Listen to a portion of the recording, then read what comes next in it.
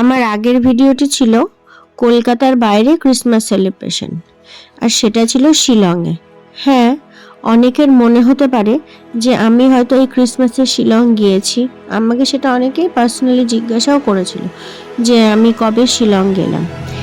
আমরা শিলং গিয়েছিলাম 2023-এর ডিসেম্বরে, মানে 1 বছর আগে।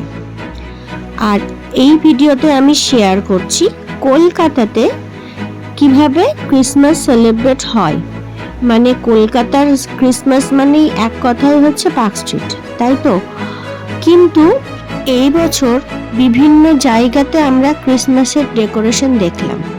এই তো যাবার সময়তেই ফ্লাইওভারটা এত সুন্দর করে সাজিয়েছে যে চোখ জুড়িয়ে যাচ্ছিল। এই ভিডিওটি আমি করেছি স্পেশালি তাদের জন্য যারা কলকাতার বাইরে থাকে। কলকাতাতে আসার পর 25 ডিসেম্বরে আমি পার্ক স্ট্রিট গিয়েছি, আমার সেটা কোনোদিনই মনে পড়ে না। কারণ এই দিন যে পার্ক স্ট্রিটের ভিড়টা হয়, এরকম ভিড় আমি সত্যি নিতে পারি না। আমার ভীষণভাবে দম বন্ধ হয়ে আসে। আর শুধু 25 ডিসেম্বরের ভিড়ই কেন, দুর্গাপুজোর সময়তেও সেই একসাথে দম বন্ধ করা ভিড়ের মধ্যে ঠাকুর দেখা, এই জিনিসটাও আমি খুব একটা বেশি নিতে পারি না। সেই জন্য প্রত্যেক বছর পার্ক স্ট্রিটের এই ডেকোরেশন দেখার জন্য আমি বেছে নিই 21 ডিসেম্বর বা 22 ডিসেম্বর। এই দিনগুলোতে ভিড় অপেক্ষাকৃত কম থাকে। এই বছর কিন্তু তারও ব্যতিক্রম হয়নি।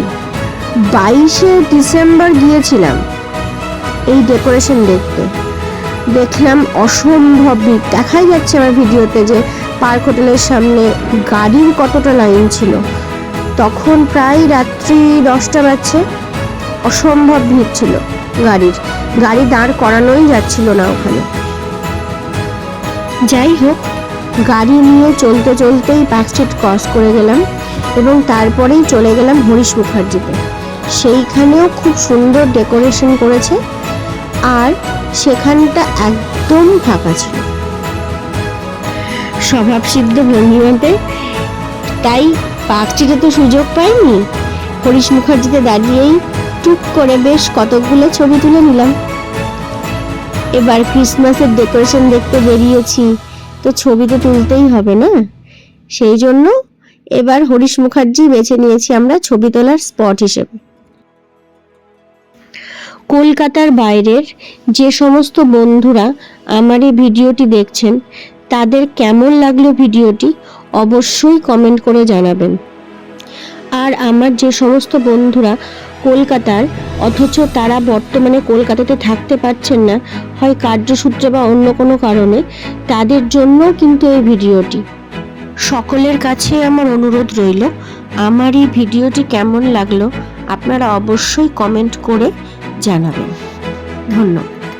আবার দেখা হবে নতুন কোনো ভিডিওতে। ততক্ষণ পর্যন্ত সকলকে জানাচ্ছি টাটা। আরও একবার মেরি ক্রিসমাস সকলকে।